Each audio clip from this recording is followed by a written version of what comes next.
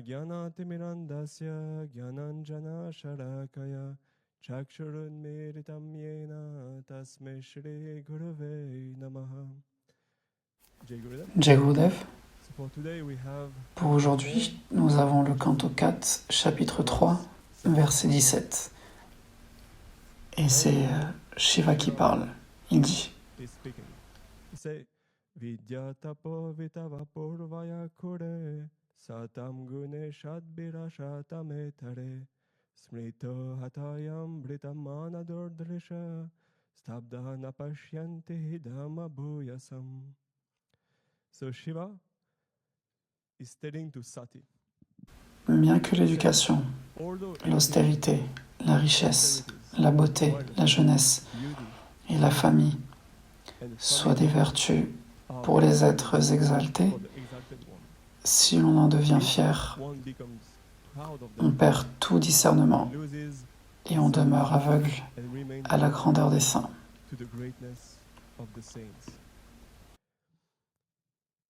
C'est donc un très beau verset qui fait son apparition lorsque Sati demande à Shiva de se rendre au yagna de Daksha. Elle veut participer au yagna de son père et donc elle en parle à Shiva, dont nous verrons l'histoire par la suite. Mais ce verset est très intéressant parce que nous sommes maintenant 10 jours avant la Shivaratri.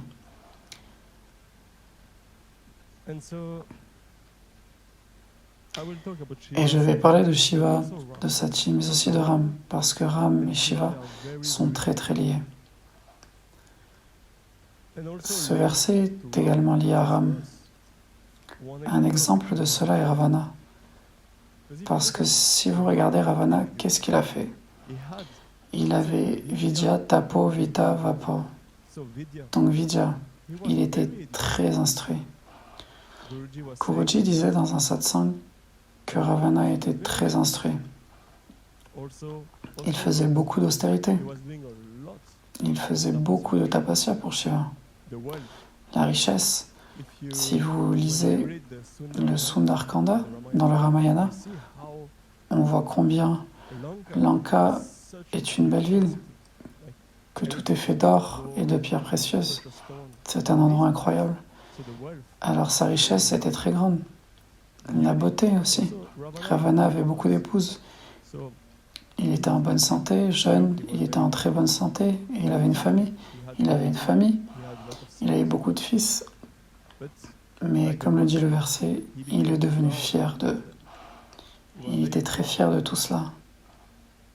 Lorsqu'il vénérait Shiva, il ne voulait pas avoir Shiva comme un dévot à le Seigneur. Il voulait avoir Shiva, comme Guruji l'a dit, comme un trophée. Oh, regardez, j'ai Shiva. Shiva m'appartient. Et c'est ainsi que Ravana a perdu tout discernement. Il a perdu tout viveka. Alors bien qu'il ait été très instruit et riche, il était perdu. Et il a kidnappé Sita. Et comme le dit le verset, il était aveugle au sein. Il était aveugle à la grandeur du Sadguru. Il était aveugle à la grandeur de Rama. Et il ne pouvait pas voir qui était Rama. Et c'est donc là le sujet principal que j'aimerais aborder aujourd'hui. Nous ne pouvons pas comprendre le Sadguru. Il est impossible de comprendre le Sadguru et la façon dont il se comporte. Tout comme Ravana ne pouvait pas comprendre Rama, et nous verrons après que Sati non plus. Il est également impossible de comprendre comment le Sadguru et les saints se comportent. Et cela, Guruji me l'a dit il y a des années. J'étais donc avec lui dans l'appartement et il y a eu un silence. Il n'y avait que lui et moi.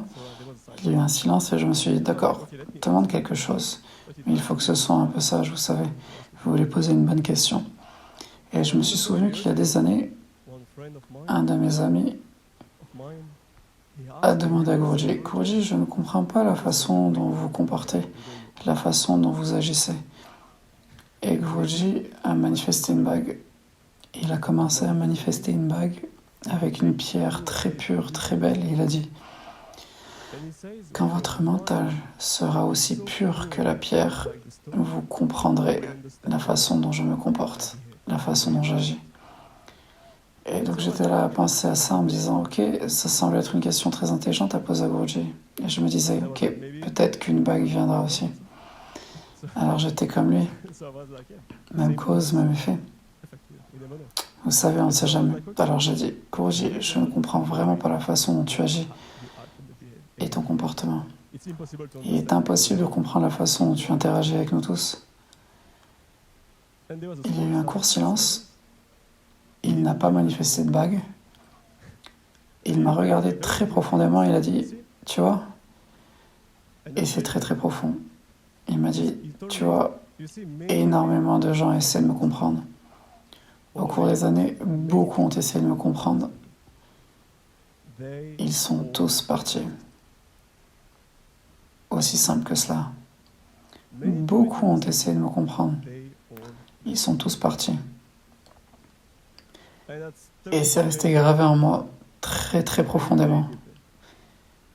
Et je voudrais partager avec vous une histoire du Ramacharita-manas et du Bhagavatam aussi, qui montre comment, lorsque nous voulons comprendre Bhagavan, lorsque nous voulons comprendre les saints, il y a en fait un gros problème. Et vient dans ce sujet cette histoire de Shiva et de Sati. Parce que dans la Bhagavatam, Sati demande à Shiva, puis-je aller au yagna de mon père, Daksha? Puis-je aller à ce yagna? Elle y est allée, elle a vu que Shiva n'était pas du tout respecté et elle a brûlé son corps. Mais il y a une histoire qui explique pourquoi cela s'est passé. Goswami Tulsidas, de la Ramacharita-manas, explique qu'un jour, Shiva et Sati sont allés voir le sage Agastya et ils écoutaient les gloires de Sri Hari et aussi la grandeur de Ram. Et ils ont vraiment apprécié. Ils sont alors retournés à Kailash et Shiva était très immergé dans ce bonheur suprême. Sati regardait Shiva et elle avait un doute. Parce qu'à ce moment-là, Ram était dans la forêt. Ram était dans la forêt de Dandaka. Et Sita avait déjà été enlevée par Ravana. Donc Ram était là, il était très triste. Il était non pas déprimé, mais il était très déconcerté, très confus. Il regardait partout où est Sita. Et donc Sati regardait Shiva, et Shiva faisait l'éloge de Ram. Elle disait que ce Ram était le Brahman suprême, il est ma divinité, il est Vishnu. Et Sati regardait Ram, très confus dans la forêt, et elle se demandait comment c'était possible. Un doute a commencé à naître dans son esprit. Elle ne pouvait pas comprendre comment Ram se comportait, comment le Sadguru se comportait. Elle se disait, ce prince, il semble très humain. Il semble être comme nous tous. Alors, Sati regardait Shiva, qui était plongé dans ce bonheur suprême, et elle se demandait, mais qu'est-ce qui se passe avec ce Ram? Parce qu'il semblait être une personne normale. Puis Shiva a dit, je n'espère qu'à une seule chose, aller recevoir le darshan de Ram. Sati se disait, mais pourquoi il est totalement perdu dans la forêt? Il ne peut pas être Dieu. Mais alors Shiva y est allé en disant, je ne peux pas m'approcher trop près parce que sinon les gens comprendraient qui il est. Si je me prosternais devant Ram, les gens comprendraient et ils diraient, ok, il est Vishnu. Shiva a donc dit, je vais rester en retrait pour recevoir le darshan de loin. Et donc elle a recevoir le darshan de Ram et était dans un état de bonheur suprême total avec des larmes et tout. Et Sati était là, mais qu'est-ce qui se passe? Ce prince se comporte vraiment comme une personne normale. Pourquoi Shiva le loue-t-il? Il semble vraiment très grand, oui, mais quand même. Donc Shiva regardait Sati et il a commencé à sourire. Parce qu'il se disait, waouh, combien Yogamaya est puissante. combien cette Maya est puissante pour que même Sati soit complètement dans un état de confusion. Combien cette Yogmaya est puissante pour que même Sati regarde Ram et pense que c'est une personne normale. Même Devi pense que Ram est une personne normale. Shiva souriait et il a dit d'accord, ok, si tu veux aller le tester, vas-y, teste Ram. Planifie quelque chose et essaie de voir si oui, il est Bhagavan ou pas. Et ce qui s'est passé, c'est que Sati s'est dit ok, laisse-moi trouver un moyen de le tester. Et tout cela est décrit dans le premier kanda du Ramacharita Manas. Donc, elle a une idée qui n'est pas la meilleure, mais c'était pour le Lila. Elle a dit, je vais prendre la forme de Sita. Elle a dit, je vais me transformer en Sita. Et nous voyons ici comment Shiva et Parvati et Sati vont donner une belle leçon à chacun d'entre nous. Et ils jouent un tel Lila pour que nous comprenions tous quelque chose. Sati pensait donc, ok, je vais prendre la forme de Sita. Sati, Sita, les noms se ressemblent beaucoup. Alors elle s'est simplement changée et est devenue Sita. Elle se disait, à coup sûr, Ram sera confus, il pensera que je suis la vraie Sita, et je dirai, ah, tu n'es pas Bhagavan. Et donc elle s'est approchée de lui, et quand elle s'est approchée de Ram, il a juste regardé, il a souri, il s'est incliné et a dit, salutations à toi, Sati, la fille de Daksha. Elle se sentait si honteuse. Elle se demandait, mais comment? Il n'est pas du tout confus. Il sait tout ce qui se passe. Qu'est-ce que c'est? Quel est ce jeu? Et Ram souriait. Lakshmana était un peu, qu'est-ce qui se passe ici? Et Ram souriait. Alors Sati, elle se sentait très très mal parce qu'elle avait douté de Shiva et elle a essayé de tester Ram, ce qui n'est pas la meilleure chose à faire, mais le lila qu'elle voulait montrer est très beau. Alors que s'est-il passé? Elle a dit, ok, maintenant je dois aller voir Shiva. Sur le chemin, Ram a dit, laisse-moi montrer quelque chose à Sati, parce qu'elle n'est peut-être pas tout à fait sûre de qui je suis. Et il a enlevé un petit peu de Yogamaya, un tout petit peu. Et Sati a vu des milliers de Sati, des milliers de Shiva, des milliers de Lakshmi partout autour. Et elle voyait Sita Ram dans tout. Ram et Sita habillés de la même façon dans tout. Et partout, tous les Siddhas, les Gandharvas, les saints vénéraient cette forme de Sita Ram. Et c'était la même chose pour Sita Ram dans la forêt. Alors elle a compris, elle s'est dit, d'accord, il est le Parabrahma. Comme Krishna l'a dit, celui que nous devons connaître est l'Anadimat Parabrahma, ce Brahma sans commencement. Et elle a compris, elle a dit, oui, Ram est le Brahman suprême. Ensuite, elle est allée voir Shiva, et Yogma était encore très forte dans son esprit. Alors Shiva a demandé, ok Sati, tu as testé Ram? Et elle se disait, si je lui dis, ça ne va pas très bien se passer. Alors elle a dit, non, en fait, j'ai préféré croire en ce que tu as dit. Je n'ai pas testé Ram. J'ai juste tenu compte de ce que tu as dit. Tu as dit que c'était Bhagavan, ok. Et puis Shiva la regardait. Il savait que ça n'était pas vrai. Il a souri de nouveau et il a dit, combien cette Yogmaya est puissante, même Sati me ment. C'est fou, une situation comme celle-ci où cette Maya a pris le dessus. Et là, il a regardé très profondément dans les yeux de Sati et il a vu tout ce qu'elle avait fait, comment elle avait pris la forme de Sita. Alors, Shankar Shiva a regardé le ciel et a commencé à prendre une résolution, à faire un vœu en lui-même. Il ne l'a pas dit à haute voix, il l'a dit en lui-même. Il a dit, puisque Sati a pris la forme de Sita, et que Sita est l'épouse du Seigneur, de mon Seigneur, je ne pourrai plus me comporter comme un mari envers elle.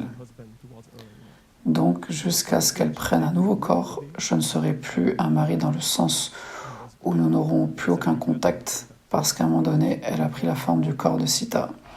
Alors, je ne peux plus avoir de relation de mari avec elle. Et c'est à cause de cela que le Daksha Yagna s'est produit. Et c'est pourquoi Sati a brûlé son corps et est devenu Parvati après. Cette histoire avant, c'est seulement celle-là. Alors Shiva est entré en samadhi pour un long moment. Et il en est sorti après des années et des années. Il a vu Sati commencer à raconter toutes les histoires de Bhagavan, toutes les gloires de Sri Hari. Mais alors Sati a vu tous les devas dans le ciel aller quelque part. Ils allaient tous au yagna de Daksha. Et c'est ainsi que le Bhagavatam raconte l'histoire. Que Sati a demandé « Oh, s'il te plaît, Shankar, puis-je aller à ce yagna ?» Et Shiva lui a répondu « Tu ferais mieux de ne pas y aller. » Car Shiva, juste avant ce verset, a dit « Oui, c'est vrai qu'il y a des situations où vous pouvez aller quelque part sans y être invité. Chez un ami, dans votre famille, si vous allez rencontrer votre gourou, vous n'avez pas besoin.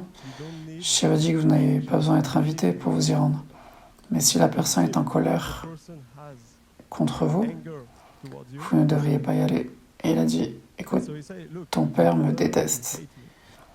Tu ne devrais pas y aller parce que si tu y vas, il me manquera de respect et tu ne pourras jamais le supporter. » Mais elle n'a pas écouté. Encore une fois, c'est juste un lila. Elle est la mère divine et ils n'ont joué qu'un lila. Donc elle n'a pas écouté, elle y est allée. Ensuite, elle a brûlé son corps pendant le yagna et elle a pris la forme de Parvati. Et elle a fait tant de tapas pour revenir à Shiva. Et donc, je dirais quand nous regardons l'histoire et quand je regarde ce que Guruji m'a dit il y a des années, que beaucoup ont essayé de le comprendre, mais qu'ils sont tous partis. Ils sont tous partis. Et nous voyons dans l'histoire la même chose. Sati a essayé de comprendre Rama et elle a dû partir. Elle a dû quitter Shiva. Pourquoi ? Parce que d'abord, elle avait un doute. Ram est-il vraiment Bhagavan ? Ensuite, elle a dû mentir à Shiva, même pour dire non, je ne l'ai pas testé. Ensuite, elle a de nouveau pas écouté et est allée au Dakshayagna. Et c'est ce qui se passe tant de fois lorsqu'il y a un doute dans l'esprit. Nous commençons à nourrir ce doute et nous disons « Mais Guruji se comporte de manière très comme un humain. Comment peut-il être divin ? Comment peut-il connaître tout ?» Telle était aussi la préoccupation de Sati. Elle se disait « Vishnu, il sait tout. Comment peut-il être aussi déconcerté du fait que Sita ait été enlevée ?» Parce que Ram, dans le Ramayana, pendant une longue période, cherchait même à savoir où était Sita. Mais comment est-ce possible si Vishnu sait tout? Et c'est la même chose avec Guruji. Nous disons Guruji sait tout. Pourquoi est-ce qu'il semble oublier des choses et tout ça? Donc nous sommes super perplexes, comme Sati était.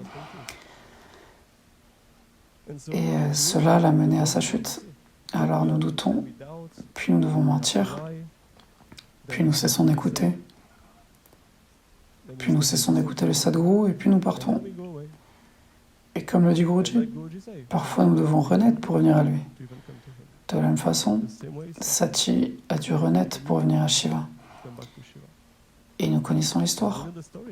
Pour Parvati, revenir à Shiva n'a pas été facile du tout. Elle a dû faire beaucoup de tapasya. Brahmachari Devi, il ne s'agit que de ça. Tellement de tapasya pour n'avoir ne serait-ce que la grâce de revenir. Parce que ce n'est pas comme si elle avait pris un nouveau corps et que Shiva dit « D'accord, tu es la même Sati, reviens juste ». Non, elle a dû faire tant de tapasya pour revenir. Guruji le dit dans la Guru Gita. Lorsque nous brisons, nous ne pouvons pas briser cela.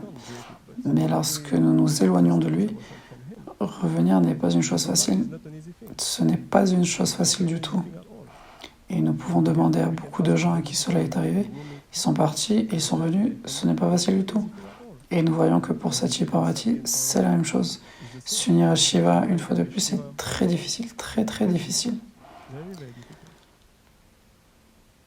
Et donc, maintenant, nous avons vu comment Sati a joué ce jeu pour montrer ce que nous ne devrions pas faire. Avoir des doutes, essayer de tester Ram, essayer de tester le Guru, essayer de tester Bhagavan. Mais d'un autre côté, nous avons vu le bon exemple, ce que nous devrions faire. Et c'est Shiva qui dit dans le Bhagavatam, Vaishnavanam Yadashambho. Parmi tous les Vaishnavas, je suis Shiva. De tous les Vaishnavas, Shiva est le plus grand. Et donc Shiva est le meilleur exemple pour nous tous. Et comment Shiva s'est-il comporté lorsqu'il a vu Ram désorienté dans la forêt? Comment Shiva s'est-il comporté lorsqu'il a vu tout ce lila se produire? Shiva n'a jamais douté. Il était totalement absorbé en lui-même. Il n'a jamais douté de Ram. Il n'a jamais pensé peut-être que Ram n'est pas Bhagavan. Cela ne lui a même jamais traversé l'esprit. Pourquoi? Parce qu'il n'essayait pas de comprendre le Sadguru. Il n'essayait pas de comprendre Ram. Il méditait seulement sur les actions de Ram. Il prenait juste le lila de Ram et il méditait sur lui tout le temps. Il chantait le nom de Ram tout le temps. Il écoutait l'histoire de Ram tout le temps.